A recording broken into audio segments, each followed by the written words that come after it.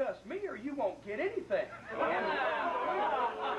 Okay, let's talk a little bit more about this. For those of you who need a point of reference as to what I'm talking about here, Jim Cornette, professional wrestling manager extraordinaire, goes to a Dairy Queen, and he has a van full of other people, wrestlers and whatnot, and they have a very, very long trip because they're traveling from show to show. And they stop at the Dairy Queen, because it's right there, because it makes sense, This is a video about why you should never fuck with Jim Cornette, especially those people who are in the customer service business, aka fast food restaurants. Don't ever fuck with Jim Cornette. If he comes to your drive-thru, you give the man what he wants, please. It never ends up good with Jimmy. So basically, he was telling a story about how they placed a $30 order for food because they ordered a lot of food because there was a lot of people. So they get up to the front to pay for the food. So they figured the food had been ready by the time they got there, and they were already waiting like 15, 20 minutes anyway.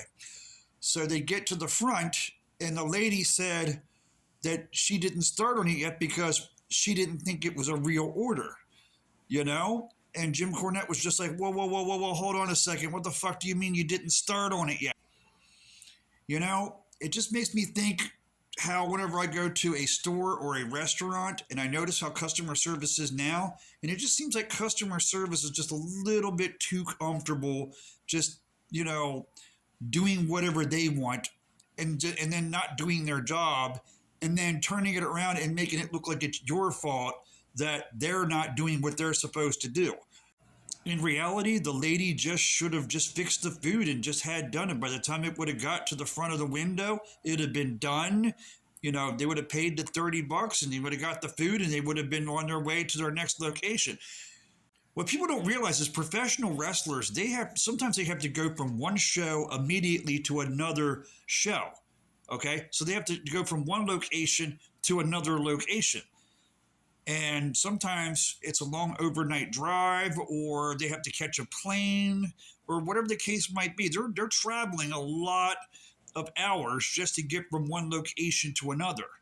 So when they have to stop at a fast food restaurant, a Dairy Queen, a McDonald's, a Burger King, wherever it might be, and they stop to get food, yes. If they put in, sometimes they do travel in vans, sometimes they do travel in mass groups, and sometimes they do put in very, very, very big orders, in which case you might have to, assume that that really is an order, and you should start preparing that ASAP instead of just lollygagging and doing whatever you do in the restaurant and then try to turn it around and make it look like it's their fault that you're not doing your job. But you know what? It's 2026, ladies and gentlemen. It's time the customers start taking back a little bit. I think the customer service people have gotten just a little bit too comfortable in there. I don't have to listen to you, So they say that it's no longer the customer is always right. That's no longer a thing anymore.